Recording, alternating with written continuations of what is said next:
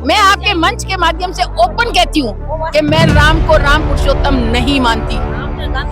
मुझे एक बात बताइए, एक आदमी के कहने से जिस आदमी ने एक औरत को सीता को बाहर निकाल दिया, वो मेरे लिए सम्मानीय नहीं है। मैं सीता का इज्जत करती हूँ, मैं नवरात्रे करती हूँ, मैं पूजा करती हूँ, मैं सब कुछ करती हूँ। जिस आदमी ने अपनी बीवी को ही निकाल दिया, वो कहते हैं कि ये विष्णु का अवतार है। देखा क्या कभी विष्णु का अवतार क्या होता है? 3 तलाक की बात करी इन्होंने। अरे भाई, तू औरतों की इज्जत की बात करता है, तेरे घरवाली जिसके फेरे लेके आया उसकी इज्जत करते यार। बिना कुछ सूचना दिए पाकिस्तान की धरती पे उतर गया और वहाँ बिरयानी खाई आया। अब हम क्या कहेंगे? नौकरी चाहिए, वो भगवा पहनेगा, वही सरकारी नौकरी करेगा। मतलब वो हर चीज अपनी थोपना चाहते हैं। वो बीच में उन लोगों को कैसे पता चला कि बीच की एक गाड़ी बुलेट प्रूफ नहीं है? वही गाड़ी क्यों उड़ी?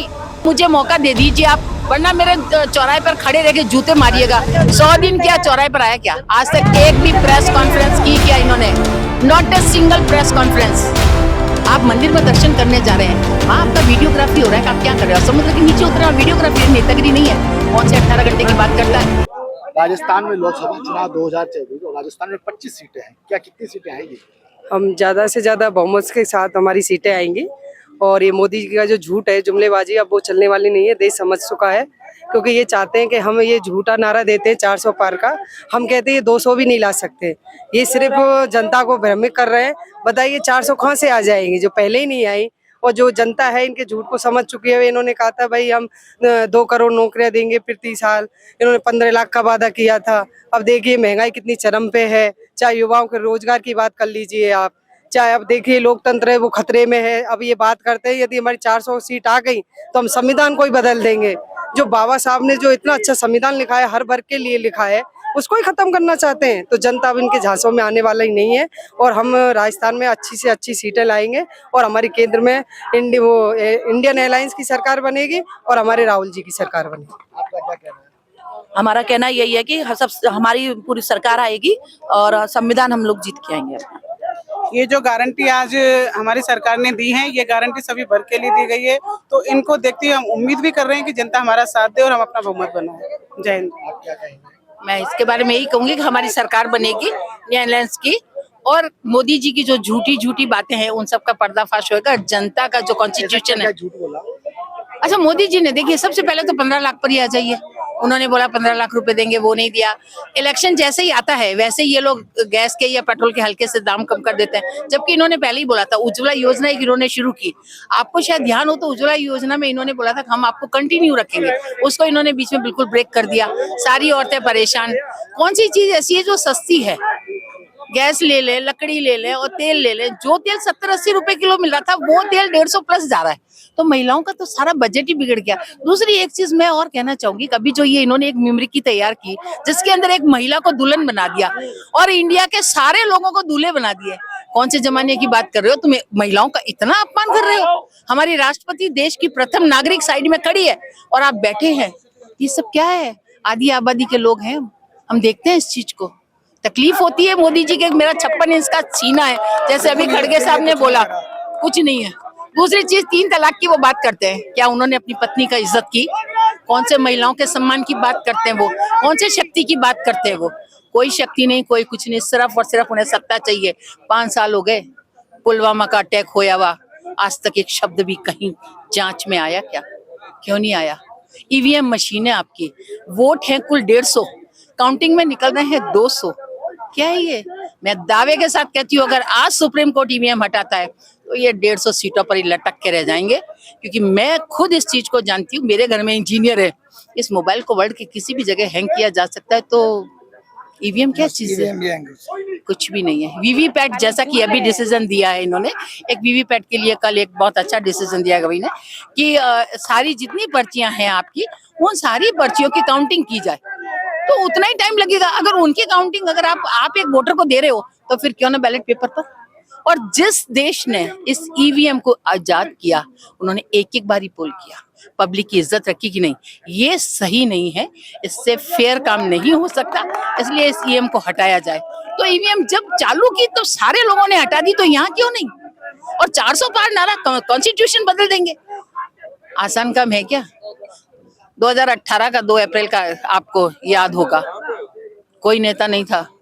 वो स्थिति हम महिलाएं करके छोड़ देंगे अगर इन्होंने 3-5 ज्यादा करनी शुरू की तो। बिल्कुल साहब, यूथ के लिए इन्होंने बिल्कुल कुछ नहीं करा। चाहे आप सर्विस के मामले में देख लें, ये 2 करोड़ नौकरियों की बात करते हैं। मैं कहता हूं अगर आप पूरा 10 साल का एनालिसिस करते हैं तो मेरे को तो नहीं लगता, शायद 2 लाख भी इन्होंने नौकरियां दी होंगी।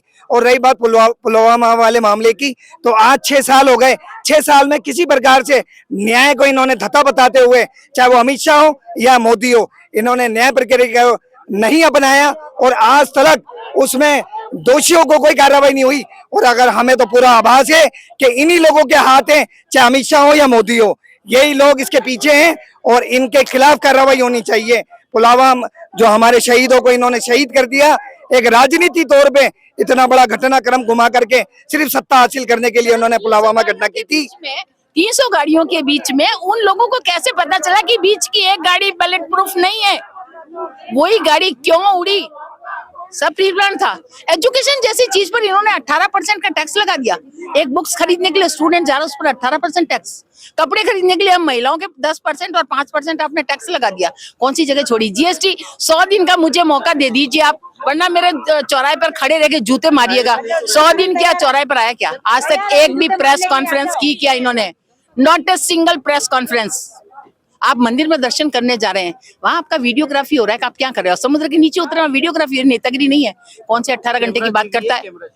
कौन से 18 घंटे की काम करता है? कैमरा जीवी नरेंद्र मोदी कैमरा जीवी, मोदी जी कैमरा जीवी है। अगर कोई कैमरे के बीच में भी आ जाते हैं तो उनको रोक दिया जाता है। सिर्फ धर्म की राजनीति और है क्या इनके पास? हिंदू मुस्लिम का ये राम की बात करते हैं ये लोग। अंगुली पकड़ के वो एक फोटो वायरल हुआ था, अंगुली पकड़ के राम को लेके जा रहे हैं। जिस राम ने सारी सृष्टि की हम पूजा कर रहे हैं, उस राम को ये अंगुली पकड़ के लेके जाएंगे। अब वो कांग्रेस के नेता नहीं रहे। गौरव वल्लभ कह रहे थे कि हमारे ऊपर बैरिकेडिंग कर दी गई कांग्रेस की तरफ से कि हम जब राम मंदिर का उद्घाटन था तो जाने नहीं दिया, इस वजह से मैंने भाजपा ज्वाइन कर ली, मुझे सनातन के ऊपर बोलने नहीं दिया जाता है, ऐसा कुछ उन्होंने कहा। वो देखिए वो पार्टी में जाना था, वो पार्टी का नहीं। एक सेकंड, वो पार्टी का मामला नहीं है। वहाँ कांग्रेस पार्टी ने कभी भी ऐसा नहीं किया। दैट इज व्यक्ति विशेष। आज मैं आपके मंच के माध्यम से ओपन कहती हूँ कि मैं राम को राम पुरुषोत्तम नहीं मानती। मुझे एक बात बताइए, एक आदमी के कहने से जिस आदमी ने एक औरत को, सीता को बाहर निकाल दिया, वो मेरे लिए सम्मानीय नहीं है। मैं सीता का इज्जत करती हूँ, मैं नवरात्रे करती हूँ, मैं पूजा करती हूँ, मैं सब कुछ करती हूँ। जिस आदमी ने अपनी बीवी को ही निकाल दिया, वो कहते हैं कि ये विष्णु का अवतार है। देखा क्या कभी विष्णु का अवतार क्या होता है? एक अंगुली पर कृष्ण पूरी दुनिया को नचाते हैं, इसलिए ऐसा कुछ भी नहीं है। मोदी जी, मैं दावे के साथ कह रही हूँ, ईवीएम हटा दीजिए और फिर रिजल्ट देखिए। 100 सीटें भी नहीं आएंगी मोदी। दावा है मेरा, बिल्कुल नहीं आएगी। क्योंकि मेरे घर में इंजीनियर भी है, डॉक्टर भी है, मैं खुद पढ़ी लिखी हूँ, मैं खुद एडवोकेट हूँ, मुझे मालूम है कहाँ क्या हो रहा है। आपको भी बताया, आप ये चैनल लेके खड़े, आपका स्वतंत्र चैनल रहा नहीं। आप देखिए ना, रविश की हालत देखिए, क्या करना पड़ा उन्हें, क्या करना पड़ा। रविश आउट हुआ। अभी वो एक YouTube चैनल इन्होंने बैन कर दिया, उसको नहीं चला सकते। मैं बोल नहीं सकती क्या? मैं दावा करती हूँ, आज आमने सामने बैठ डिस्कशन कर, मैं बताती हूँ।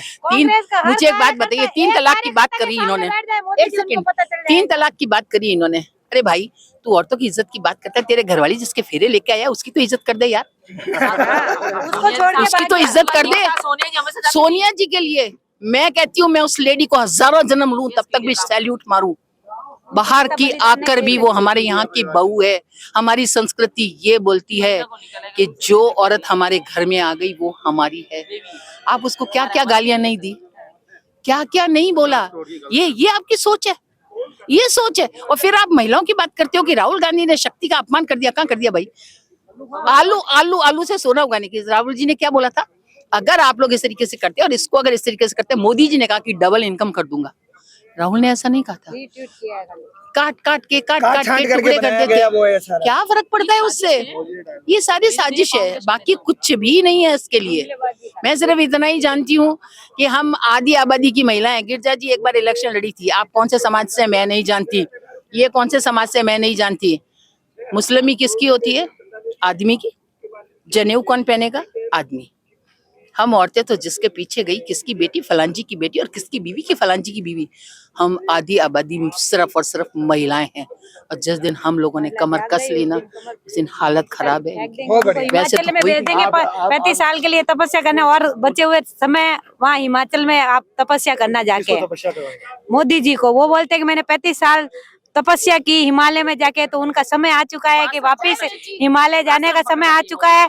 जिस सरकार में बोलते हैं कि हम किसान की आय दुगनी कर देंगे, वो किसान बेचारा बैठा है, तरस रहा है एनएसपी के लिए। जिस सरकार में बोले बेटी बचाओ बचाओ बेटी पढ़ाओ, उस बेटी को सरेआम सड़कों पर और मणिपुर में नंगा घुमाया जाता है। जिस सरकार में बेचारा युवा नौकरी के लिए, और जो नौकरी दे रहे हैं सरकार, उनको भी हटाने का काम करे, उसमें कह रहा है कि हम युवाओं को 2000 करोड़ रोजगार देंगे हर साल प्रति साल। जिस सरकार में सैनिक ला के दिखा रहे हैं, पाकिस्तान को ला के दिखा रहे हैं, चाइना हमसे थर कांप रहा है, उस चाइना के क्षेत्र में पूरा चाइना भारत में घुस चुका है, हजारों किलोमीटर पर घर बना चुके हैं, और पाकिस्तान को ला के दिखाने के ला के दिखा रहा हूँ, ला के दिखा के पता नहीं ला के देख के कितना 1000 करोड़ का चंदा इकट्ठा कर लिया है। बोल रहे कि हम मोदी जी बिना बुलाए चले गए थे लाहौर, बिरयानी खाने चले गए थे बिना बुलाए। एक प्रोटोकॉल सिस्टम होता है। आप अगर कहीं विदेश में जाएं, इवन देन की अगर अपने राजस्थान में या कहीं पर भी जाते हैं, तो एक प्रोग्राम पहले आता है, दैट इज आप आ रहे हैं यहाँ पर, राइट। वो बंदा बिना कुछ सूचना दिए पाकिस्तान की धरती पे उतर गया और वहाँ बिरयानी खाई आया। अब हम क्या कहेंगे उनको? बिरयानी खाने गए थे तो क्या लेके आए वहाँ से? चंदा लेके आए, चंदा इलेक्ट्रिक बॉन्ड लेके आए पाकिस्तान से, और बोलता है कि मैं राम को लाया हूँ, मैं गौ की रक्षा करूंगा। उस गौ की बीफ बेच के उसका पैसा ले रहा है। राम नाम के आलसी, ये राम नाम के आलसी और सिर्फ वोट लेने में होशियार, और ऐसे बीजेपी कार्यकर्ताओं को बार धिक्कार। नहीं, ये मोदी जी फर्जी कब लगे हमें, जब इन्होंने राम मंदिर जब भी अधूरा बना के जो ओपनिंग करके लोकसभा वोटों को भुनना की कोशिश करी, और जो भी कार्यकर्ता थे ना उनको अपनी तरफ से टिकट देके के उनको वहां पे दर्शन कराने लगे। वो दर्शन कराने नहीं लेके गए, उनको वो ना बूथ मजबूत कराने के लिए लेके गए। तो पूरा ही धार्मिक, पूरा इन्होंने, इनके पास कोई एजेंडा नहीं बचा है, सिर्फ राम नाम का पोपड़गंजा बना है। क्यों? हम लोग भारत के निवासी मध्य वर्गीय लोग हैं, जो खासकर हम ओबीसी कहलाते हैं, वो एक धार्मिक में विश्वास करते हैं, तो उनकी धार्मिक की भावनाओं को ये दुरुपयोग कर रहे हैं कि भाई जनता है ना धार्मिक धर्म के नाम से वोट लेगी। इनके पास कोई एजेंडा है ही नहीं, सारे एजेंडे इनके पास खत्म हो चुके हैं। क्यों? उन्हें थोतली जो योजनाएं लाने का जो उन्होंने एक गारंटी दी थी, वो मोदी फेल हो गए। इस वजह से सिर्फ राम के नाम, क्यों मोदी, मैं एक चीज और कहना चाहूंगी, हमारी संस्कृति क्या बोलती है? जोड़े से हवन होना चाहिए। राम जी ने जब सीता नहीं थी उसके बावजूद भी बराबर में सीता को बिठा के और उन्होंने हवन यज्ञ किया था। यहाँ कहाँ है भाई? भाग लियो एक लो, फर्जी वाला लग रहा है हमको, टोटल फर्जी।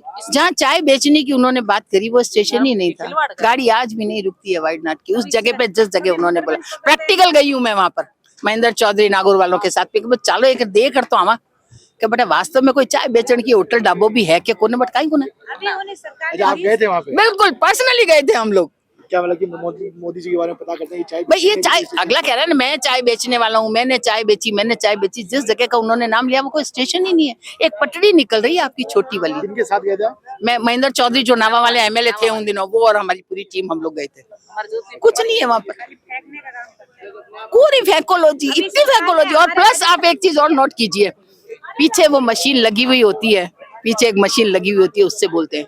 वो एक बार बीच में मशीन चूक गई थी ना, क्या बोलना था, क्या चूक गए थे? कुछ नहीं है, सिर्फ और सिर्फ धर्म के नाम पे जिस राम ने सारी सृष्टि को रचाया, आप उस राम की उंगली पकड़ के चल रहे हैं। आप महिलाओं की शक्ति की बात करते हैं, आप इज्जत करते हैं। देश की प्रथम नागरिक राष्ट्रपति साइड में खड़ी है, आपकी सोच दर्शाती है कि आप दलितों के साथ आपकी सोच कैसी है, महिला के साथ एक दलित के साथ आपकी कैसी सोच है, क्या है। इसलिए मैं ये कहना चाहती हूँ, अभी 2-3 दिन पहले हमारे राजस्थान के मुख्यमंत्री जी ने एक नोटिस निकाला है कि सरकारी नौकरी करने वाला जींस नहीं पहन पाएगा।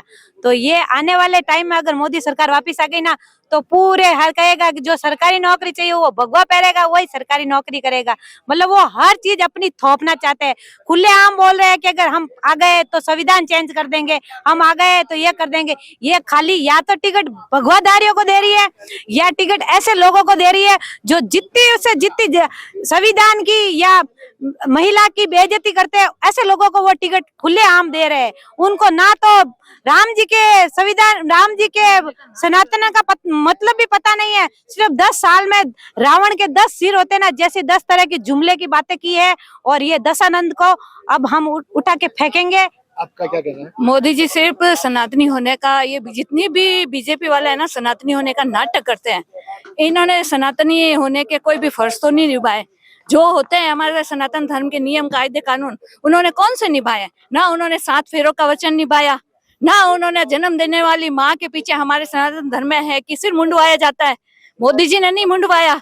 वो जहाँ जाते हैं मंदिरों में कैमरे वगैरह वो अलाउ नहीं होते हैं, तो वहाँ पे भी वो कैमरा जीवी बन के जाते हैं, और राम जी के अंगुली पकड़े हुए वो चलाते हैं। क्या दशरथ जी लाए थे राम जी को, या फिर मोदी जी लाए थे? राम जी को कौन ला सकता? अपने बाप को कोई ला सकता है क्या? बाप बेटे को लाता है या बेटा बाप को लाता है? सबसे पहली बात तो ये है। आप क्या कह रहे हैं? सर, मैं आपको इस चैनल के माध्यम से ये कहना चाहता हूँ कि ये जो मोदी जी की सरकार है, ये एकदम जुमलेबाजी पे टिकी हुई है, ओनली फॉर जुमलेबाजी पे। इसमें ऐसा कुछ भी नहीं है। कांग्रेस पार्टी ने जब से स्टार्टिंग थी तब से लेकर के आज तक गरीब, मजलूम, दलितों के लिए बहुत कुछ किया है, उनके उत्थान के लिए बहुत कुछ किया है। लेकिन बीजेपी पार्टी ने हमेशा धर्म और राजनीति के नाम पर हिंदू मुस्लिम को लड़ाया है, और इसके अलावा और कुछ भी नहीं किया है। इनकी सरकार अगर जीतती है तो कुछ मुद्दे होते हैं जिन्हीं के आधार पर ये जीतते हैं। हिंदुस्तान, पाकिस्तान, हिंदू मुस्लिम धर्म, ये और अगर इनको राम सबके भगवान है। अगर कुछ करना था, राम का मंदिर बनवाना था, तो ये रामनवमी आ रही है, रामनवमी को बनवाते। लेकिन इन्होंने पहले क्यों बनवाया? अधूरा मंदिर के लोगों की नजर में खुद की बढ़िया छवि बनाने के लिए कि हम जो चुनाव आ रहे हैं वो चुनाव जीत जाए हम। जबकि जो 22 तारीख को इन्होंने राम मंदिर का उद्घाटन किया, वो तो कोई मुहूर्त कुछ है ही नहीं। अगर राम जी का अगर कुछ करना था, अगर मंदिर बनवाना था, तो रामनवमी उसके लिए एक पर्टिकुलर दिन है। लेकिन उसने चुनाव के लिए, जीतने के लिए, खुद की छवि बनाने के लिए केवल उस टाइम पर ही अधूरे मंदिर का ही उद्घाटन कर दिया। आप क्या कह रहे थे? जब अभी आचार संहिता लगी हुई है तो केजरीवाल को अंदर डाल दिया, वो मुख्यमंत्री होते हुए भी उनको डाल दिया। और लाला रामदेव का अभी इतना घोटाला सामने आया, उन्होंने जनता के जान तक ले लिए। उनके कोरोना वैक्सीन से लोगों को हार्ट अटैक आ रहा है और ये प्रूफ हो चुका है, फिर भी वो बोलेंगे मैं तो माफी मांगता हूँ, मुझे माफ कर दो। तो उनके पास जो भी जाता है माफी के साथ वो फ्री हो जाता है या वॉशिंग मशीन में धुल के साफ हो जाता है। और जो उनकी बात नहीं मानता है, जो उनके अगेंस्ट काम करता है, वो सब खराब है, और जो उनके साथ काम करता है वो वॉशिंग में धुलता है। अभी ये नारा चला रहे हैं कि राम मंदिर तो झांकी है और काशी मथुरा बाकी है। राम का नाम लेके इतने अत्याचार कहते तो शिव जी को लाके क्या बोलेंगे कि शिव जी तो भांग पीते हैं, डमरू बजते, तांडव मचाते, तो आप क्या तांडव मचाओगे? कृष्ण भगवान लाखों को लाएंगे के बोलेंगे कृष्ण भगवान तो झूठ बोलते थे, माखन चोरी करते थे, तो आप क्या कृष्ण भगवान की तरह कृष्ण भगवान का नाम लेके झूठ करोगे, चोरी करोगे, और छाप आप भगवान की लगाओगे आगे कि हम नहीं कर रहे, हम तो कृष्ण भगवान कर रहे थे इसलिए हम कर रहे, शिव जी तांडव मचा रहे थे इसलिए हम मचा रहे, ये राम जी ऐसे छोड़ के गए, ये करे। तो हर चीज वो भगवान का नाम लेके आगे करके और हर गलत कार्य कर रहे हैं, पर छाप आगे भगवान की लगा रहे। पर अब जनता जाग चुकी है, समझ चुकी है इनके जुमलों को और इनकी झूठ की सच्चाई को। तो अब आने वाले चुनाव में वो उनको उखाड़ फेंकेगी। 2024 का परिणाम इतना सार्थक रहेगा और लोकतंत्र की जबरदस्त रक्षा होगी।